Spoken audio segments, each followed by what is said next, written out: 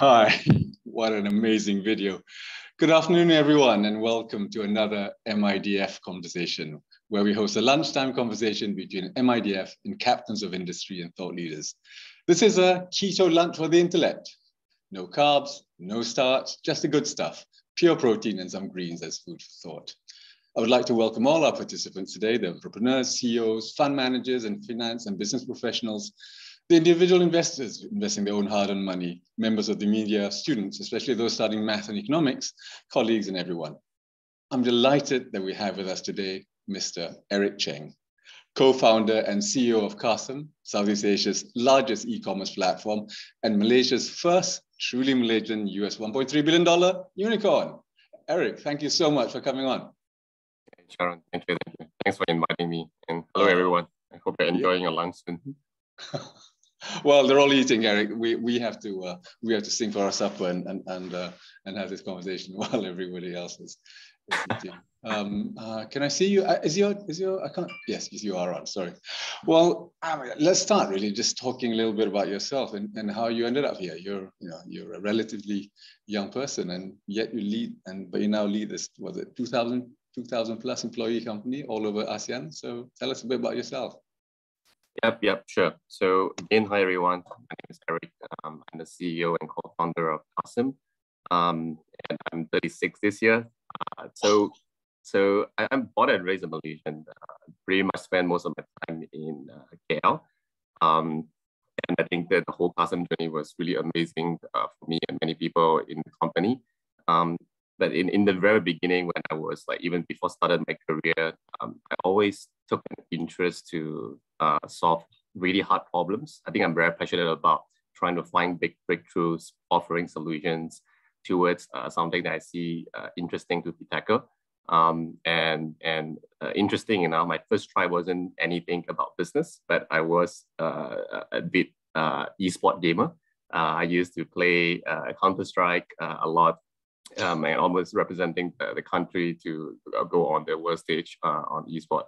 And it was great because I was a team leader, managing a team, competing in a very competitive environment, right?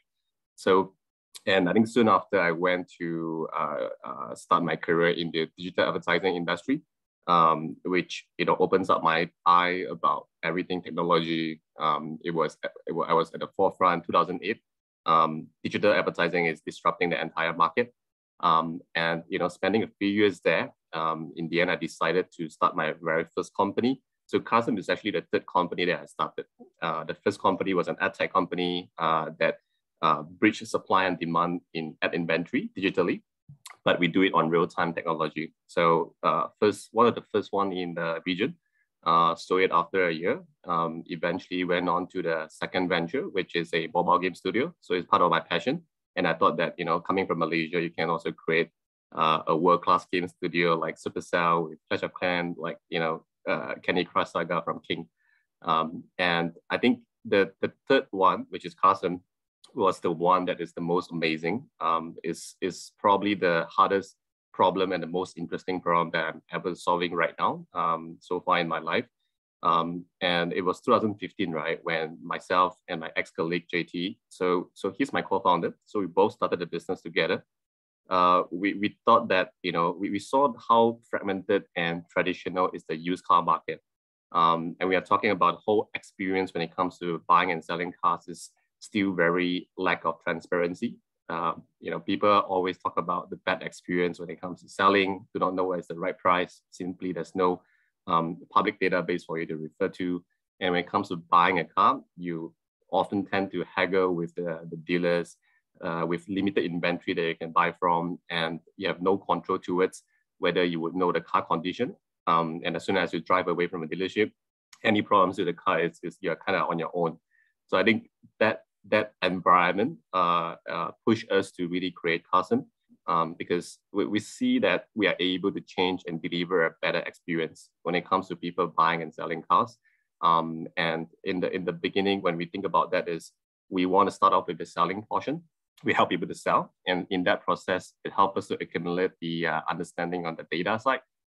In particular, anything about pricing, the car inspection. So, and now we have set up the the gold standard for inspection, endorsed by Ministry of Human Resource over here. We expanded into Indonesia and Thailand now. And we are running an institution that educates technicians to give them a more viable career compared to working in the independent workshop. So I think the market that we operate in gives us that belief that we can go beyond Malaysia. So that's why we are now not just in the home country, but we are also the country leader in Indonesia, Thailand, and Singapore. And this is a market that in US dollar terms is about 55 billion, so about 200 over billion ringgit. And on top of that, there's a lot of opportunity for us to further innovate. We're talking about like financing, insurance, all these are very much associated with every transactions that happen in the industry. So we see that it's not just a huge market. We see that this is us providing an opportunity to offer mobility for the people in this region. And it's not a luxury, right? When you talk about cars, it's a mean to provide to the families, for them to travel, to get a better job, and so on. So we think that these are the things that we push ourselves every day to try to see how we can offer a better experience to everyone that is going to own a car. That's phenomenal. It really is phenomenal. The thing you started it when in 2015, so in 6 years you've gone from zero to ASEAN and 2,000 staff. That is congratulations, Eric. So just go back a little bit. So you said actually, I think you're the first true digital native we've had on the show. Everybody else has been born before. You were born digital, and I think it shows. So hang on, go back to this thing about playing computer games. So you were in the Malaysian team, you're saying, and what game was it again? Counter-Strike. Counter-Strike, yeah, it's like a first-person shooter game. Yeah. And yeah, so it's like 20 years ago, I think, easily, more than that. I can't recall now. But it was interesting because I didn't really spend much time in study. I rather spend a lot of time in gaming back then. And turns out it's not really a viable career, right? Since e-gamers don't really earn a lot of income back then. But it provided me a learning when it comes to really trying to strategize, solve problems, especially looking at how certain things like data, for example, can play a huge role in getting something achieved. Yeah. Was this? I'm not a Counter-Strike player, but is this a team game or? It's a team game. It's a 5-on-5 game where whoever can knock out the other opponent in a matter of maximum 16 rounds, then you win the game. So and of course there's a lot of strategy because I'm the team captain. So it gives me that responsibility to instruct what is the right next plan for the next round and so on. Gosh, so management and tech and entrepreneur lessons all in one game. Sounds great. Did you study tech? Did you study coding at university or? So funny enough, when I was in college, I studied accounting. And yes, ACCA. So and I think some of you might know that I'm a dropout from college. I didn't complete my study because second year of ACCA, I decided that this is not going to be how I spend my next 10 to 20 years. Smart man.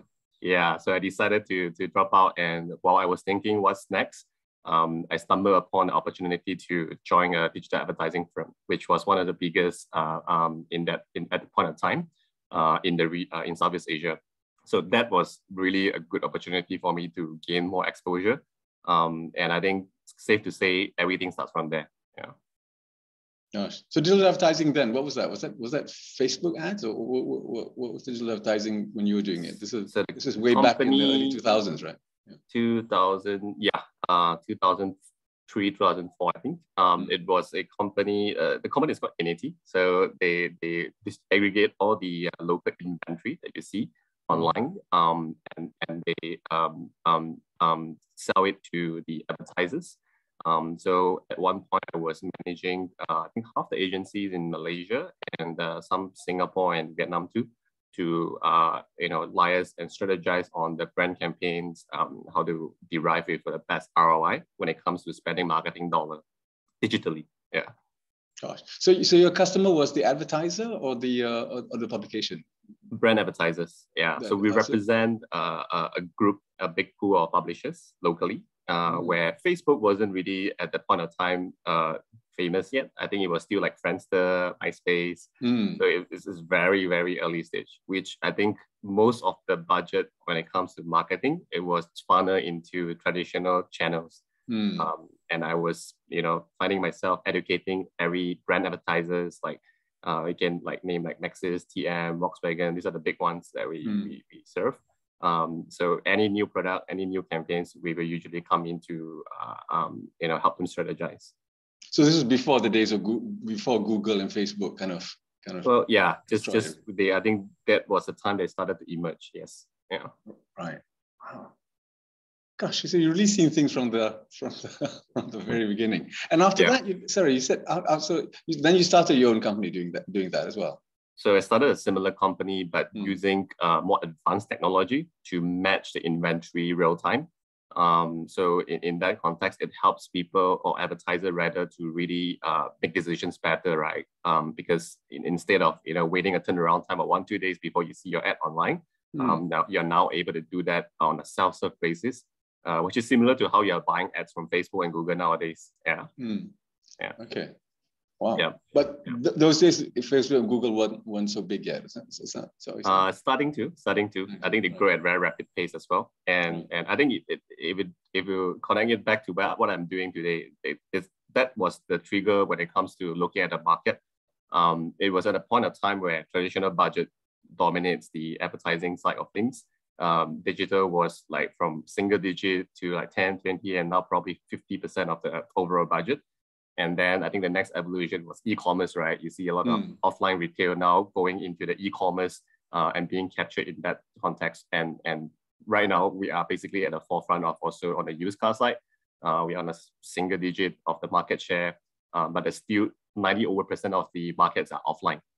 And people are not happy with the experience, right? And maybe there's 9 out of 10 people out there who is going to want a better solution, a better offer, a better experience, which is why we think that we have a really, really strong potential to capture that remaining 90%. Oh, no, of course you do. I mean, we all know the phrase used car salesman, right? It's one of the most painful experiences of all time, trying to buy or sell a used car. It's just horrible. Yeah. So I think the market itself is just lacking in terms of transparency. Like if you're buying something, you want to be in control, right? So you read reviews, you look at the price, you compare it, and you want assurance on, especially for a car, is typically your second biggest purchase in life.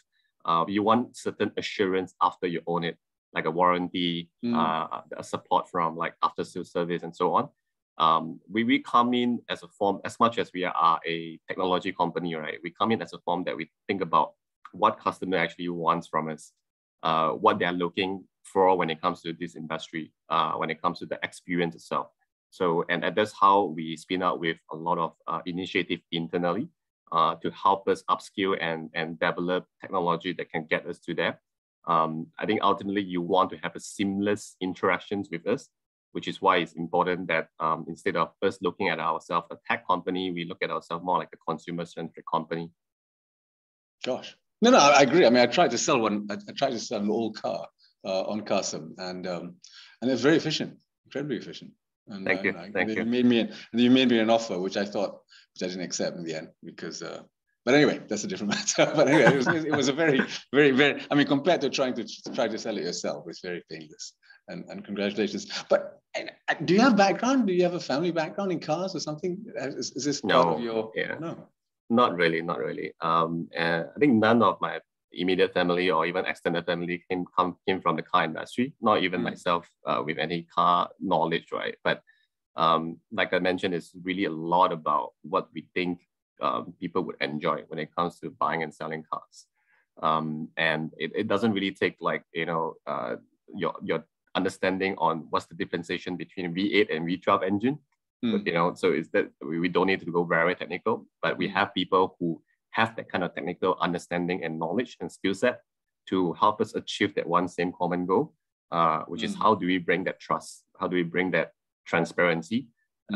Because that's very sorely lacking when it comes to the car industry, used car industry. No, I mean, used cars make industry makes money from the lack of transparency. That's where the money's made, right? That's why you want to be in a, which is bound to be disrupted. Yes. Yeah. And you know, and the poor person is trying to sell a car or buy a car has no idea about market prices. And it's probably one of the very last industry that is still yet to be fully disrupted, which is why it's extremely interesting and exciting for us to do what we do. Gosh. So is that how you started? Did you, after you've done two startups by then, you just sit around talking to your friends and decide which industry can we attack, and let's attack that, and then let's attack cars? Is that how you went? I think I'm always very passionate about solving something that I see I can offer a better solution. And I think when you look at the whole car industry and what we are doing right now, is very obvious that we are offering a much more differentiated, much better experience compared to what existingly the market is having. So, and I think that's where we are passionate about trying to solve these really hard problems, because it takes not days to really get to where we are today. It takes like years to accumulate the kind of advantages, kind of strength as a company that we own. I'll give you an example. When it comes to really being able to offer a price that at the same time is not too low, it's high, it's good enough for you, but it's able to also sell it in line with the market pricing. At play and at the back of the business, there's a lot of data capabilities that we have built to empower and enable our people to do that, to make decisions that this is the price that's in line with the market right now. And if you go anywhere else, it's going to be tough for you to get like much higher, because simply we have built a nationwide pool of supply and demand network. So as and when you sell a car to us, it could be possibly selling to someone, a dealer in JB or in East Malaysia. And likewise, when it comes to us now offering our B2C business, which we sell cars directly to consumers, the fact that we can offer a fixed price where there's no additional fee on top of what you're seeing on our website right now, we're also able to offer it in very large scale. So simply, we have the largest selection right now. We have thousands of cars that you can choose from, which you walk into any other dealers, probably they can offer you at best 100 selection. And as we continue to offer that, is every car comes with a 1-year warranty, and if you don't like it, you can return it within 5 days to us, no questions asked. So these are the kind of endorsement that we think it entrusts people to really make a very well-informed decision, which is the only reason why you're buying a car. You buy a car because you need mobility. You want to have that to own the car and go point A to point B. So you should not be having headache. You should not be stressing about whether I would get conned by someone or something like that. So we are focused on delivering that experience. So it doesn't really take rocket science for us to get to where we are today, but rather just understanding at where the pain point of customer are, and we go and solve it. That's phenomenal. So let me get this right. So right now, if I go to your website, I can buy a car, and you will guarantee whatever car I buy. And because you've checked it and everything, I know it will, like the video said just now, right? 1-year warranties, right? Anything goes wrong, you will repair it. And if I don't like the car, wow. Yeah, exactly. So on the site, you can have 1,000 over cars to browse from. Each car comes with the 360 virtual tour, which means you can spin the car and look at the entire car exterior and interior. We have a very detailed inspection report would tell you the car condition, how it looked like right now, including pictures of certain things that should be highlighted. And all these cars are being reconditioned in our own integrated reconditioning center. So that's where we produce thousands of cars every other month after we collect it, and we make sure that it's on a good condition, the best condition when we sell it to consumer. So the whole journey, you can complete it online, where you can browse a car. If you like this car, you can book for a test drive, or you can immediately book for an online booking fee, and we process the financing, the insurance, everything done. We deliver it to your doorstep. So I think that's the best part. Like, you are receiving something, like you're buying certain things from like Shopee or Lazada. We're able to send a car to you on a truck, and hence, that translates into people or customer happiness, right? So our NPS score is about 70. No one in the industry, like the used car dealers, are able to go near to that. Probably they're at single digit, or like CarMax, for example, the biggest car dealers in the US is about 10 plus.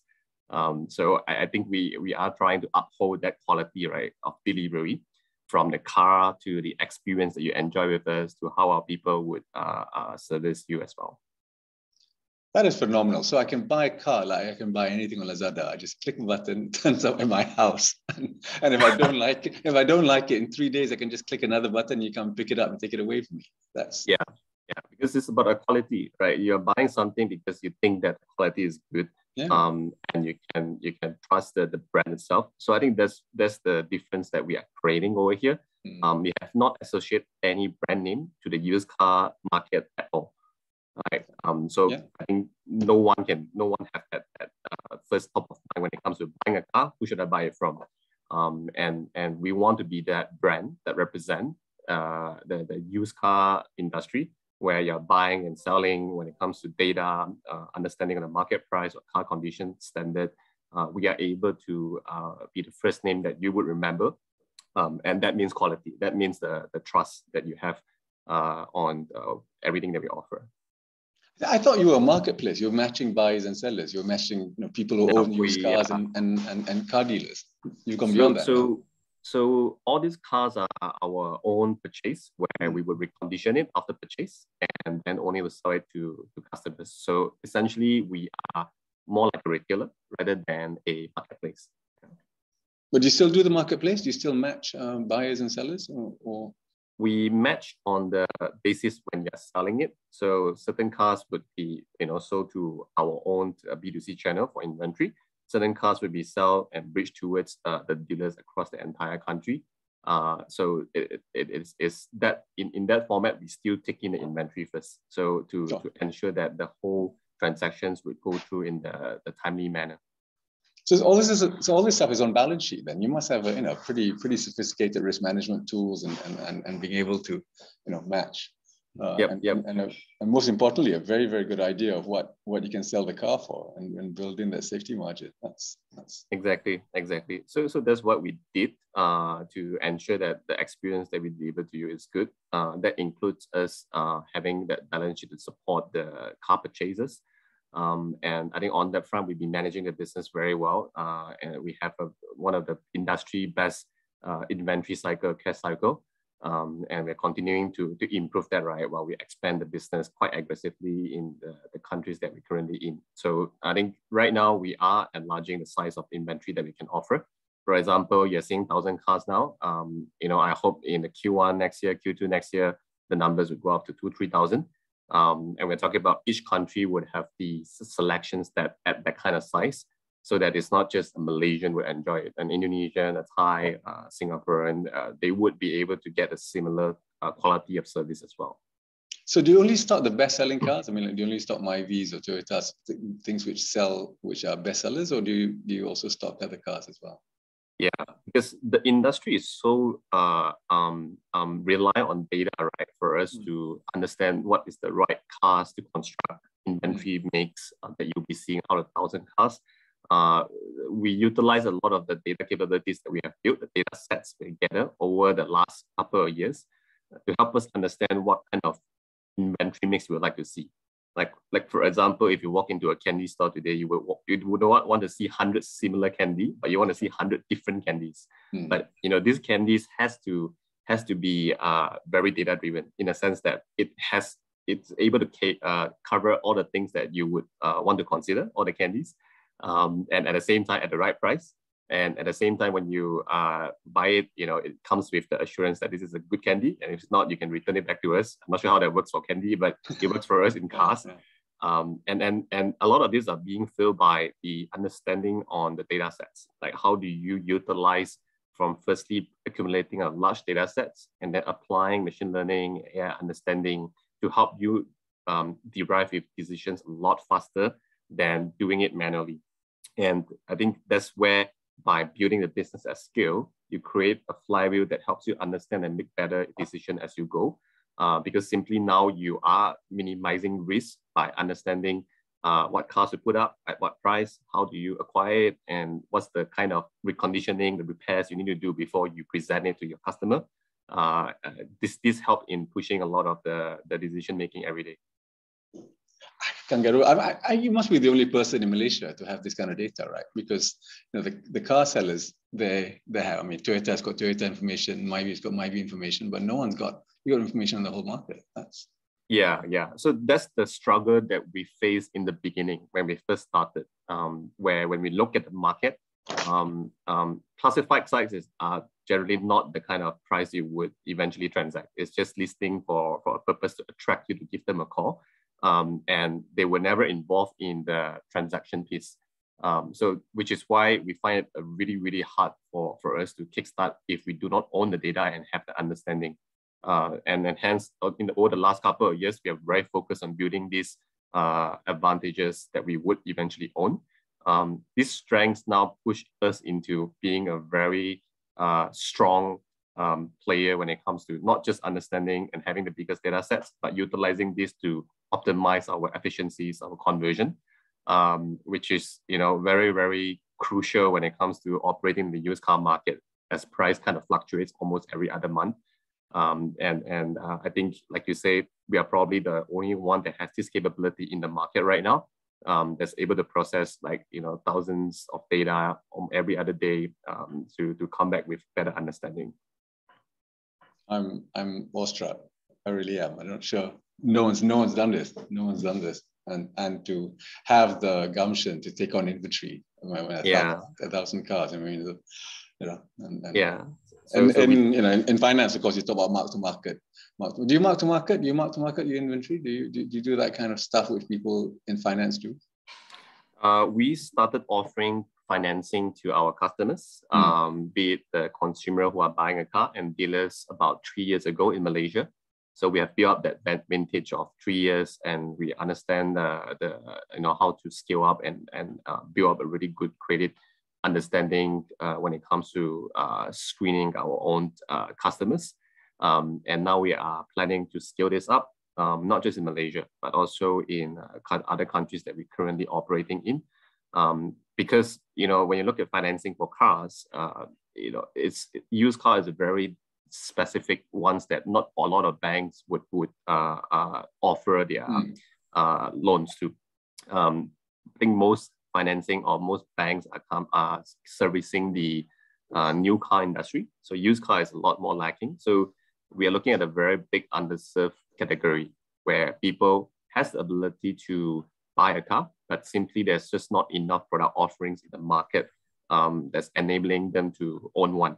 So, and we are using this opportunity to further innovate and provide a digitalized tool that we can speed up the entire turnaround time and with a deeper understanding of how we are, deploying some of these features digitally, and with the back of our operation team to understand how we operate a loan book.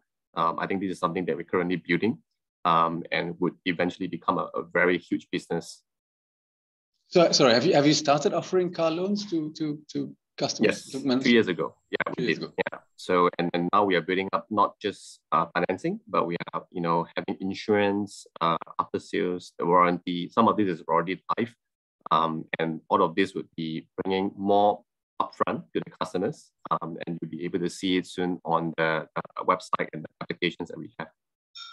Gosh, this is a huge capital requirement. It's not just financing the growth of your tech side, but it's also inventory and funding as well. So can we talk a little bit about funding and how you did it? So you're not a listed company yet. You're not a listed company, and I assume you've attracted some venture funds and private equity. Can you tell us a little bit about how you went about raising capital? Sure. We have been, getting funding from venture capitalists in the beginning, and over the last 5 years before coming to 2021, we have raised not more than $100 million US. So despite this business we perceive as very heavy on financing, you need a lot of balance sheet to support it. We've been able to instill a lot of efficiencies to the things that I just mentioned about how we control and optimize the conversion, down to how we manage our cash cycle and so on. So that now translates into the confidence to investors, where there's a lot more financial institutions are now coming in, the big ones. In like our latest round, we not just raised more than what we have raised over the last 5 years. We raised 170 million about, I think, 4 or 5 months ago, mid of this year. And we are now also have completed the acquisitions of iCar Asia, which is the biggest car classified in the region. So that allows us to enlarge the ecosystem in the region for us to really capture more people who has the interest to buy and sell car. And to us is, we want to look at the long term. We always build the business on the long term. And we're quite fortunate that the investors that we have on board with us share the same belief. They also think that we would be the eventual winner of the entire market. So, and I think based on that, that confidence has also translated into how we are building the business over the last couple of years. So I think right now, the business is not just the largest in terms of transaction volume, but we are the largest in terms of penetrations of the markets we are in. We are live in 50 over cities, serving people who has the need when it comes to buying and selling cars. So you're in Malaysia, you're in Thailand, you're in Indonesia. Where else are you? Singapore. Yeah. Singapore as well. And do you have any competitor which comes even remotely close to you in any of these countries? So our closest competitions, so firstly, we are number one in all the countries that we're in on transactions on the cars that we have on our platform. Secondly, we are about 2-3 times bigger compared to our closest competitor that's doing similar things in the region. And I think this is a big market, right? So for us, we're very focused on our market, like how do we capture more at the pace that we have set out to reach. So we are less focused. I believe customers would always come to the platform that can deliver the best service and have the best product to them. And that's the focus, despite, having similar players in the industry doing the same thing. But it's showcased on the volume that we generate. Yeah. That's great. That's great. So I was going to ask whether you feel pressurized to scale up, but it doesn't. You don't need any pressure. You yourself want to scale up, right? You yourself want to get bigger and bigger. That's That's good. Yeah. So we've got some questions here, which are on the Q&A box. So I'll read you out. I'll read out 3 questions. So Mr. Ahmad Nazri says, what inspired you to drop out of college and pursue what you believe in?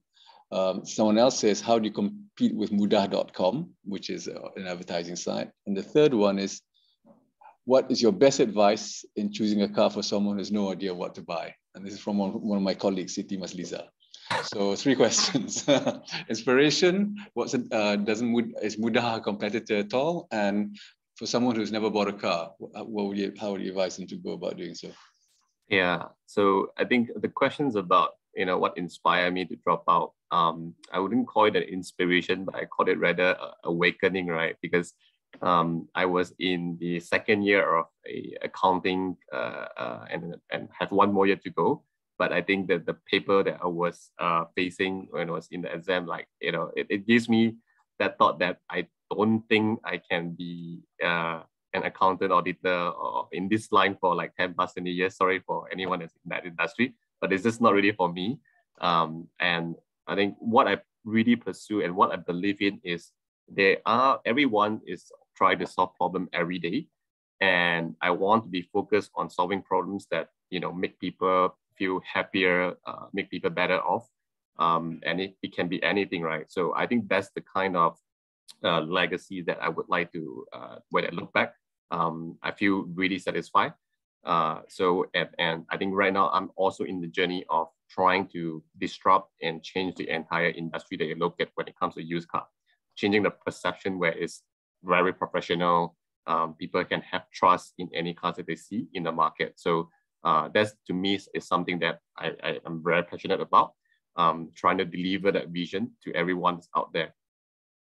That's brilliant. So mudah.com and how to buy a used car. What's your advice? Sure. So I think that's one of the reason why we think that we started a platform, right? Because all these classified platforms are there in 2015, but the whole quality of service was never really about how do we make sure that the transaction experience is good. It's more about getting you exposure, getting you a lead. When it comes to someone who's trying to buy a car, you can look for it online, but what comes after, you are pretty much on your own. And likewise to selling it also, if someone calls you after you post up a car, you get responses. And we have seen many times that certain times there are fraud, which is very much hard to control as well as a platform. So for us, we decided to be in control of that transaction process so that you can come back to us if there's something wrong about the car. And we assure the quality of cars, we assure the quality of our service, we assure the quality of experience, which is where it's very different because we are now able to solve the biggest pain point in the market. And that's why people come to our platform and try to sell the car to us or trying to find a car from our platform. Because essentially that's where we think that people are facing issues and you want to complete that within just a few days, not a few weeks to just buy a car or a few weeks to sell a car. Yeah. Actually, no, can I just ask a bit more about that? So you have all these technicians. How many technicians do you employ? So we have about, the company as a group has 2,500 people now. I think technicians-wise, we have 1,000 plus, yeah, across the countries that we are in. Yeah. So you employ over 1,000 mechanics, motor technicians who can service it. You must be the biggest car service company in every country you're in, right?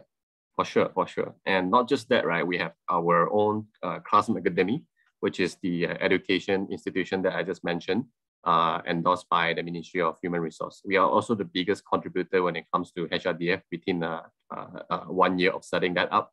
And now amplifying that into other countries as well. So that is being built because of our capability when it comes to checking car, inspecting your car when you're trying to sell it. And we turn that into a skill set where we can now deploy more people in the market by having our own academy. Yeah. That's great. That's great. And I read somewhere you're also doing something with a university on data science as well. Oh yes, that's with Sunway University. So the college that I dropped out was Sunway, and then that's why the engagement was interesting.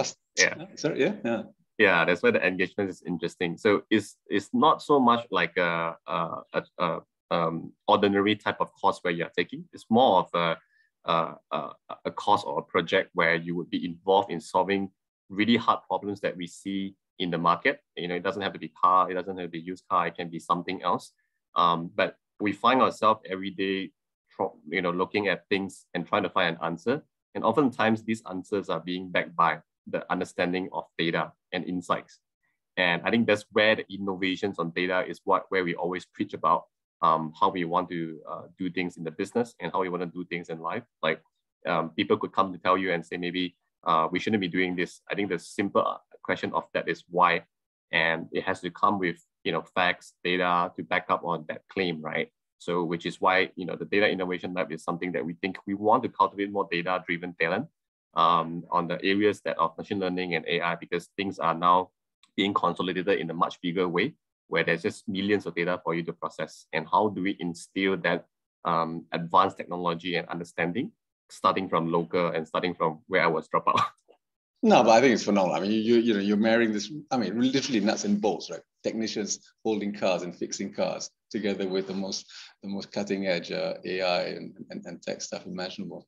Your coders, I mean, the people who actually do all the software, are they based in Malaysia, or do you have them all over the world? Or how does it work? Yeah, so we have about close to 200 now. More than half of that is in Malaysia. Yeah.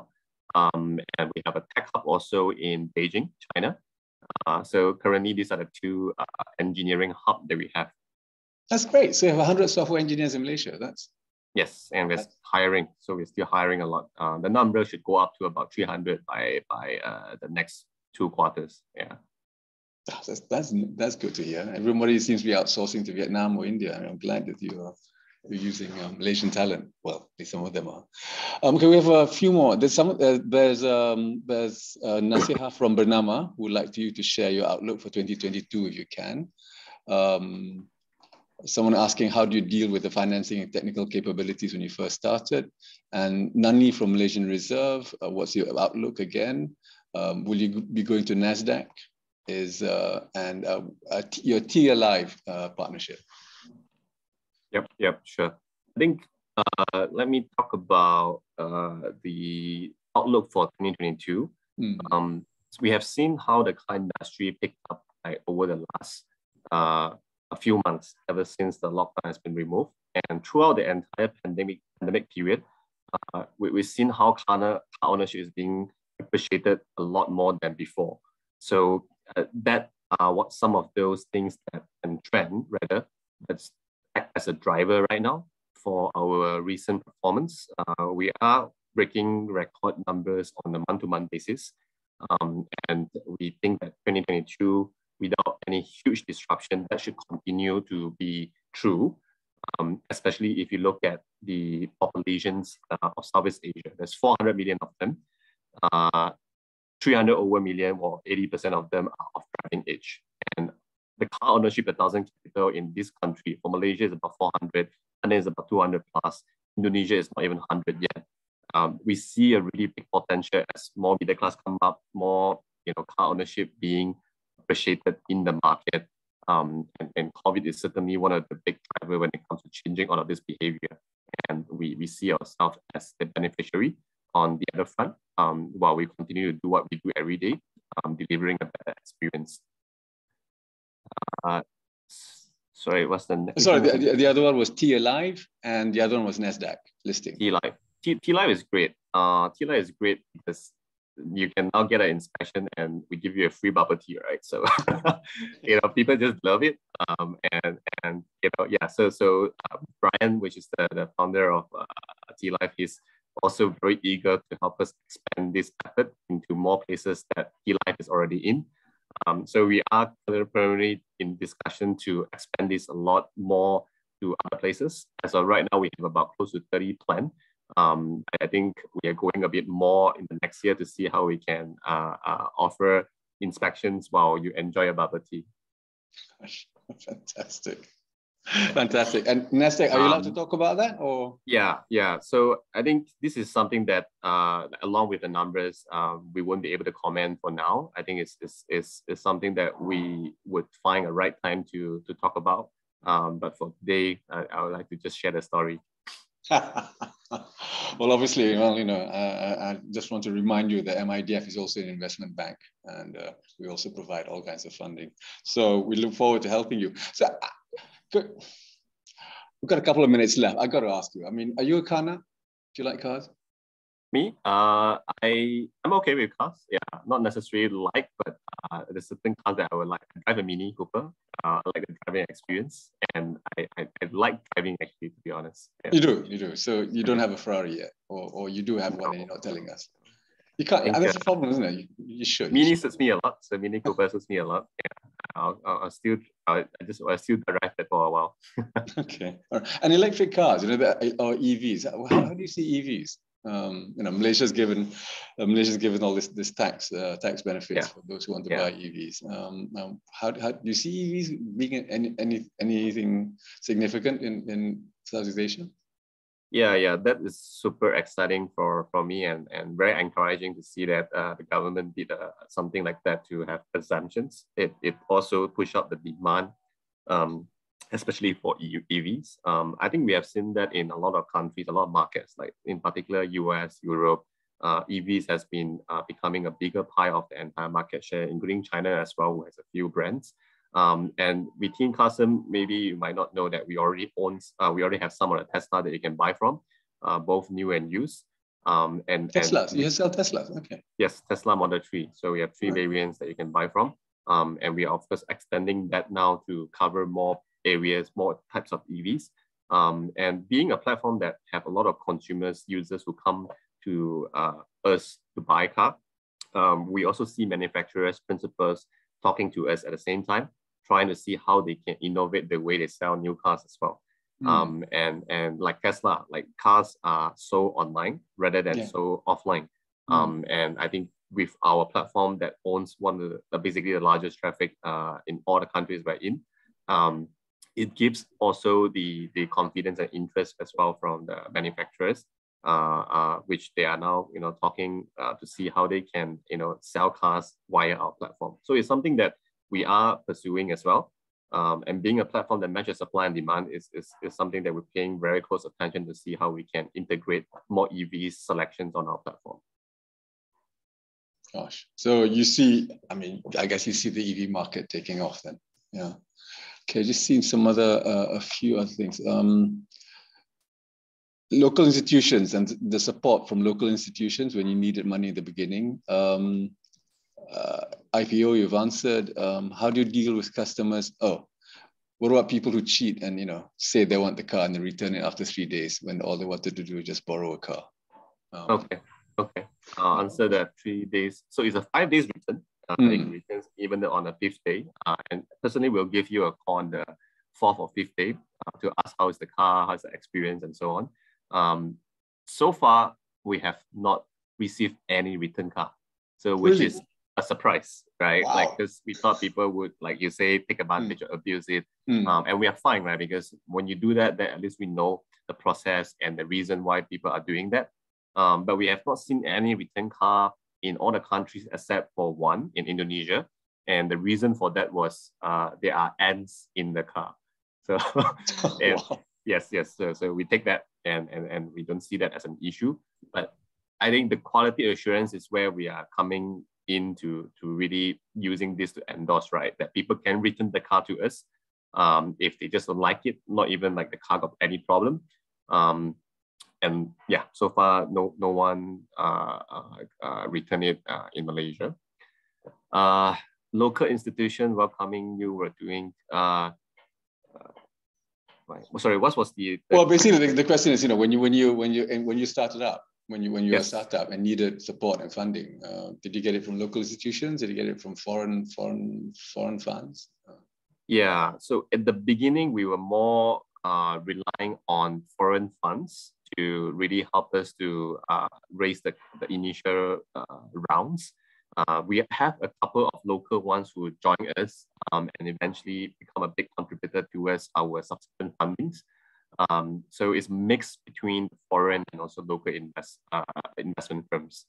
And I would say during the time when we started about 5-6 years ago, this scene is just starting to be emerging, which there's not that many selections of, there's limited funds that you can talk to, especially when it comes to tech investment or venture capital investment. So oftentimes I find myself flying around to really go where the money is, meet investors in places like Singapore, Indonesia, Japan, even China sometimes. But coming to United 6 years now, I think we have built up a really strong reputation too among investors locally. And we started to see some, paying attention, and eventually some came in as well. But of course, I think that initiative is still need to have a stronger push. I think in recent times, we're seeing the effort from some of the people in multiple funds and the government side, like they are also pushing for this to be a lot more active now. So that's part of the conversations I'm trying to have to see how I can help the entire startup ecosystem too. Gosh, okay. So, one of your early backers was Gopi. Am I allowed to say that? Yeah. Yes, of course. Yeah. So, they're based in Malaysia, but they're not Malaysian really, I guess. The money comes from everywhere. So they're based in Malaysia, and funds. So MAVCAP is a partner of Gobi Partners. Yeah. So they've been very supportive, and every round since their first investment, they have continued to participate. And they've been really confident with our execution ability. Yeah. No, phenomenal. So you've been raising equity so far. Do you raise debt as well? Yes, we do. We do. Yeah. So some of the balance sheet is being funded by the debt financing, which is an area that we continue to now enlarge the portions that we could get, because it's just simply a lot cheaper to get it from debt rather than on equity financing. And I think in the initial years was tough obviously because of the poor track record. You're still in your first, second year, and the company is still loss making. So now it has come to a point where I think the banks, FIs have a lot more confidence, given we have numbers to prove over the years already. Now, my colleagues must come and talk to you about as well, see how we can help you in your debt. Yes. But I'm plugging. That's right. So, I mean, we only have a few minutes left, but, Eric, it's just such a inspirational story you have, And I mean, you're classic. You start with a guy who doesn't pay attention at school and plays computer games, and turns out to be a tech billionaire. And I think this is just a great story. So, do you have any advice for everyone tuning in? Should you say something about? Yeah. I think you have to wake up every day in order to feel excited about what you are doing, and especially when you are running a company, running a startup, and startup especially because in the beginning it was always tough. People, you are still figuring out whether your product fits the market. Is this exactly what people want? So it takes a few iterations for you to really get to a point where it can be widely used or distributed and start scaling up. And of course, building a team also is that share the same belief is something that all starts from you being very passionate. So to me is you have to be really passionate about what you're trying to do, what problem you're trying to solve. That helps you to stay really, really excited. Whether it's 5 years, 10 years, 20 years in the journey, I think it's just something that everyone needs to be prepared that this is something that I can do for a really, really long time. And that persistency is where I think creates difference for us. We have really not just myself, but a group of leadership who also trying to go for the same goal, one same common goal, which we are now getting more and more closer after a few years running the business. Gosh, so what other problems do you think you can solve? Well, we have basically solved the selling problem and the buying problem. So the car buying and selling process is something that we now are trying to scale up and bring it to more cities in the countries that we're in, and trying to look at what are the other countries that are trying to also look at having the same solution from the customer viewpoint. On top of that, now we are completing the entire ownership journey that we want to offer financing, insurance, after sales warranty, and some of this would now start help us to create lifetime value with our customers. And your relationship don't stop when you sell a car to us. That doesn't stop when you bought a car with us. We continue to service you on the financing repayment, the refinancing, the insurance renewal, the after sales check. And when it comes to a point that 2 years, 3 years, or 5 years down the road, you want to upgrade the car, we already know how much to offer you for your existing car, and what is the budget to go for, and what is the kind of financing amount that you are most likely able to get. So you can imagine that a lot of this are fueled by data. And a lot of this right now is the plan that we are moving forward for the next couple of years to help you own a car with that peace of mind. Gosh, sounds like you're going to become a bank and an insurance company as well.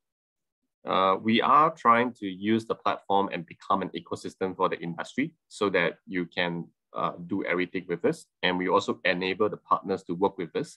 Like, for example, we cannot cover all the financing in the market, and insurance likewise as well. So we have partners who are currently working with us. The recent one is a public bank where our financing interest is 0.99% for every car that you are able to buy from us. And on the yes, exactly, for used cars. 0.99%. Yes, yeah. And that's the first. We already have a few more other banks that we are going to roll out as well. On top of that, there's also insurance and all that we work with partners to help us scale up. So I think for them, it's also a really big revenue generator, and they can trust us when it comes to our inventory and our customer pool. Yes. No, the mind boggles. I mean, you're right. You have solved it, because one of the problems before is you're never sure the quality of the inventory, but you have this, you certify the inventory, and that makes a huge difference in knowing whether it can be sold or not. So we've come to the end of the time. Listen, Eric, it's been fantastic talking to you. And thanks so much. And I think everybody else, you can't see them, of course, but everybody else really enjoyed listening to you too. So can I wish you all the best, and yeah, all the very best. And thank you for being on MIDF Conversations. And you know, we hope to see you as our first true Malaysian unicorn. Yeah, thank you. Yeah, happy to be on the show, and hope to see you soon again. Yeah, great. I'll come and talk to you. All right, okay. Have a good day, everyone. Yeah, thank you. And I'll watch out for a Mini Cooper overtaking me. And it's going to be you. What color is it? It's a blue one. It's a blue one. Okay. Yeah. All right. We'll do that. Okay. Thanks. Okay. Thank you. All right. Okay. Bye. Bye.